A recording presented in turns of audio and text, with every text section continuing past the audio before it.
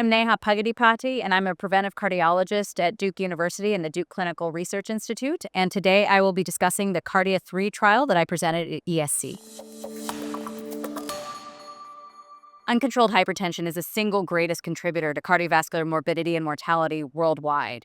And we know that there are several, effective available therapies, and yet most patients, at least many, are not reaching their target or maintaining their target blood pressure, and that's contributing to the global burden of cardiovascular disease.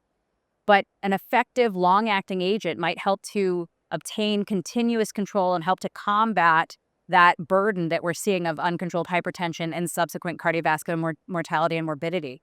And so we did the KARDIA-3 trial to understand whether Zilebesiran can help in that manner.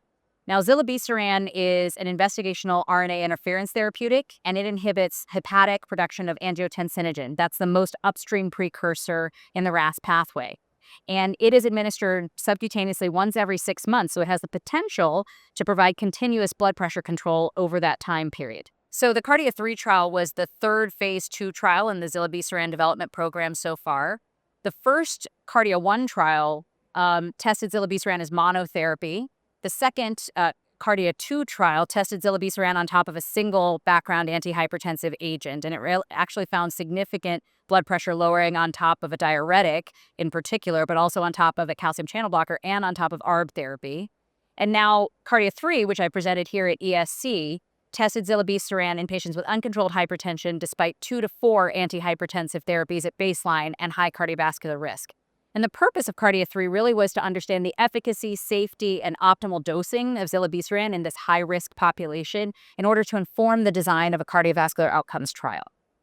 KARDIA-3 was a placebo-controlled, multicenter, randomized control trial across 5 countries, and it included patients with elevated cardiovascular risk or known cardiovascular disease, uncontrolled hypertension, and who were already prescribed 2 to 4 antihypertensive therapies at baseline, one of which had to be a diuretic or a calcium channel blocker.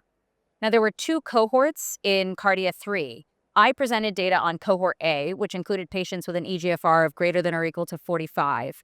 Cohort B, which will be presented at a later date, included patients with more advanced kidney disease. In cohort A, patients at baseline were randomized to a single dose of Zilebesiran 300 milligrams, 600 milligrams, or placebo, and then they were followed for 6 months. Randomization was stratified by factors that we thought might impact the effectiveness of Zilebesiran a priori, which included race, baseline systolic blood pressure, and also baseline diuretic use. And then in the first 3 months, clinicians and patients were encouraged not to change their background antihypertensive therapy unless clinically indicated. And the primary outcome was change from baseline to month 3 mean office systolic blood pressure. So we recruited 270 patients across the trial in the 3 arms, and these were patients at high cardiovascular risk. It was an appropriately diverse cohort, which was great. I'm happy that we were able to recruit a diverse, a good representation of patients. And at baseline, over 90% of patients were on ACE or ARB therapy. About 2/3 were on diuretic therapy, and just over half were on a calcium channel blocker. About half the patients were on 2 therapies at baseline, about 1/3 were on 3, and the minority were on 4 therapies at baseline.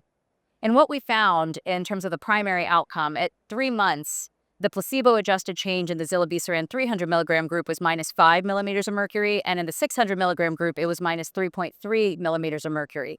And after adjustment for multiplicity, those p-values were not statistically significant.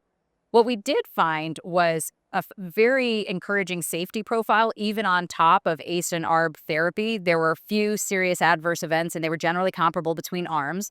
The instances of hyperkalemia and worsening kidney function that we saw were generally not seen on subsequent measurement, and none required dialysis or hospitalization. And as I mentioned, one of the main purposes of KARDIA-3 was to understand who was most likely to benefit from Zilebesiran so that we could design the best possible cardiovascular outcomes trial. And we knew from KARDIA-2 that Zilebesiran appeared to be most effective in patients who are on baseline diuretic therapy. And that's why we built that into the design of KARDIA-3 by stratifying randomization by baseline diuretic status. If we look at the pre-specified analysis in KARDIA-3 of patients who were on diuretic therapy at baseline, you saw a placebo-adjusted change in the 300 milligram group of -6.6, and in comparison, it was -5 in the overall population.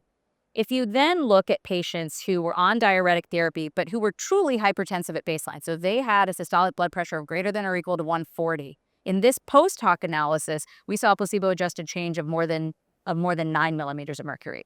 So that really helped us to inform the cardiovascular outcomes trial, which will be upcoming. It's called the Zenith Outcomes Trial, and it will include patients who have an elevated systolic blood pressure at baseline, elevated cardiovascular risk, and who are on diuretic therapy. In terms of the implications for clinical practice, we're still a little ways away. This is a phase 2 program, and so we still need to do the phase 3 outcomes trial, which I'm extremely excited about. And the hope and the expectation being that this therapy can provide cardiovascular benefit to patients. If we do see that, I really see this therapy as being potentially paradigm shifting for patients. And I think that's true for a couple of reasons. This is not just another daily pill. This is a subcutaneous injection that patients would get every 6 months. And it then provides continuous control of blood pressure. That's day and night. And we know that nighttime blood pressure is probably the most specific prognostic marker for future cardiovascular disease. So that continuous control throughout day and night and likely decrease in blood pressure variation is probably really important for cardiovascular risk reduction. The other thing is that it saves patients from taking one more pill. And we know that adherence is a huge issue in hypertension. For any given antihypertensive agent, patients are taking it about half the time. And every additional pill you add, patients are that much less likely to take it. So it actually is really important, both for patient quality of life, but also for their likeliness of having kind of complete RAS inhibition on board, to have a medication that they don't have to think about taking every single day. So for multiple reasons, I think this could be a real paradigm shift, both for individual patients and for population health.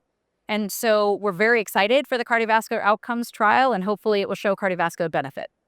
We are going to be presenting cohort B data on the more advanced kidney disease population. So stay tuned for that. We're really excited about that.